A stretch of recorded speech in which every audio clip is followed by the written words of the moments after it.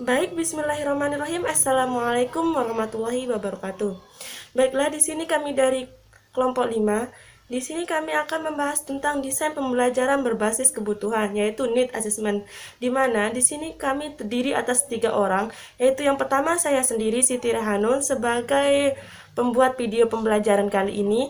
Nah, yang kedua yaitu Saudari Rohimin sebagai pembuat PowerPoint pada kelompok ini, dan yang terakhir yaitu Paramita Putri sebagai pembuat makalah pada presentasi kali ini.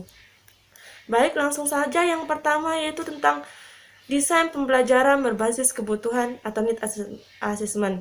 Baik, di sini ada 4 materi yang akan kita bahas atau submaterinya. Yang pertama tentang pengertian kebutuhan pembelajaran, yang kedua tentang fungsi dan peranan analisis kebutuhan dalam desain pembelajaran, yang ketiga langkah-langkah analisis kebutuhan dalam desain pembelajaran, dan yang terakhir yaitu strategi analisis penilaian kebutuhan dalam desain pembelajaran. Nah, sebenarnya apa sih kebutuhan pembelajaran? Di sini, kebutuhan adalah segala sesuatu yang diperlukan oleh manusia untuk kehidupannya demi mencapai suatu hasil tujuan yang lebih baik.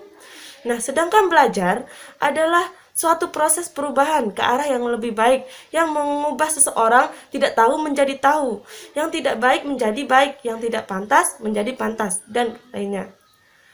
Nah, kebutuhan belajar pada dasarnya menggambarkan jarak antara tujuan belajar yang diinginkan dan kondisi yang sebenarnya. Jadi, pengertian identifikasi kebutuhan belajar adalah kegiatan atau usaha yang dilakukan untuk meneliti, menentukan hal-hal yang diperlukan dalam belajar, dan hal-hal yang dapat membantu tercapainya tujuan belajar itu sendiri. Baik itu proses belajar yang berlangsung di lingkungan keluarga atau informal, sekolah, formal, maupun masyarakat yang non-formal. Baik, di sini selanjutnya yang kedua itu tentang fungsi dan peranan analisis kebutuhan dalam desain pembelajaran. Nah, di sini terdapat 4 fungsi, yaitu yang pertama, mengidentifikasi kebutuhan yang relevan dengan pekerjaan atau tugas sekarang, yaitu masalah yang mempengaruhi hasil pembelajaran. Yang kedua, mengidentifikasi kebutuhan yang mendesak yang terkait dengan finansial, keamanan, atau masalah lain yang mengganggu pekerjaan atau lingkungan pendidikan. Nah, yang ketiga itu menyajikan prioritas-prioritas untuk memilih tindakan. Nah, yang terakhir itu memberikan data basis untuk menganalisa efektivitas dari pembelajaran. Nah, selanjutnya yaitu tentang analisis kebutuhan dalam desain pembelajaran. Yang pertama itu kebutuhan normatif, membandingkan peserta didik dan standar nasional, misalnya UAN, SNPTN, dan sebagainya. Nah, ini yaitu merupakan merencanakan dan eksekusi merupakan menurut Morrison 2001 halaman 28 sampai 30. Nah, yang tadi yang pertama sudah disebutkan, yang kedua tentang kebutuhan komparatif, membandingkan peserta didik pada satu kelompok dengan kebutuhan lain yang selevel. Nah, yang ketiga kebutuhan yang dirasakan hasrat atau keinginan yang dimiliki masing-masing peserta didik yang perlu ditingkatkan. Nah, kebutuhan selanjutnya itu kebutuhan yang diekspresiasikan, kebutuhan yang dirasakan seseorang mampu diekspresikan dalam tindakan. Nah, selanjutnya kebutuhan masa depan, mengidentifikasi perubahan yang akan datang di masa mendatang. Nah, selanjutnya itu kebutuhan insidentil. Nah, selanjutnya tentang langkah-langkah analisis kebutuhan dalam desain pembelajaran. Nah, bentuk langkah-langkah need assessment ini menurut Glasgow sebagai berikut. Yang pertama, tahap pengumpulan informasi. Dalam tahapan ini, seorang desainer harus bisa memahami dan mengumpulkan informasi dari siswa yang cukup mengumpulan informasi bias beragam seperti karakteristik siswa, kemampuan personal, dan problematik di dalam pembelajaran. Kemudian tahap identifikasi kesenjangan. Kemudian dilanjutkan dengan analisis performa, lanjut dilanjutkan dengan identifikasi hambatan dan sumber.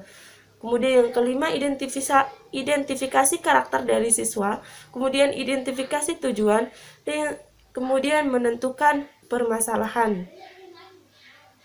Nah, menentukan permasalahan adalah ini merupakan tahapan akhir dalam proses analisis ini. Nah, sedangkan ada menurut Morrison, langkah-langkah need assessment sebagai berikut. Yang pertama itu perencanaan.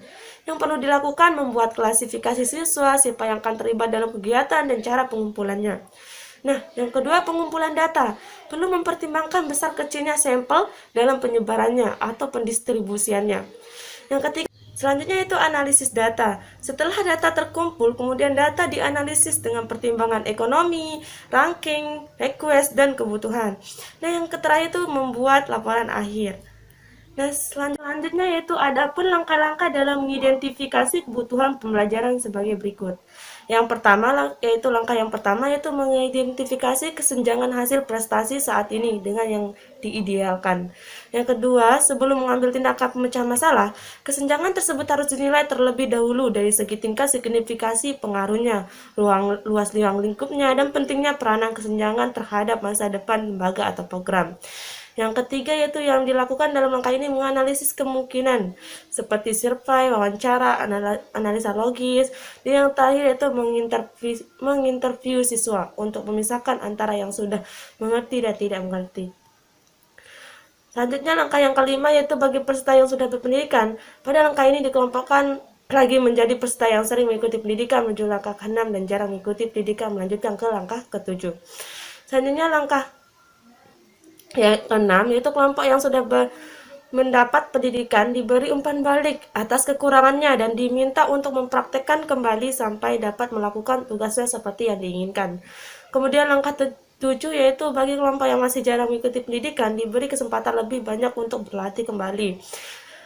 Dan langkah yang terakhir atau langkah ke-8 adalah untuk kelompok peserta yang belum memperoleh mencakup pengetahuan dan keterampilan diketahui peserta.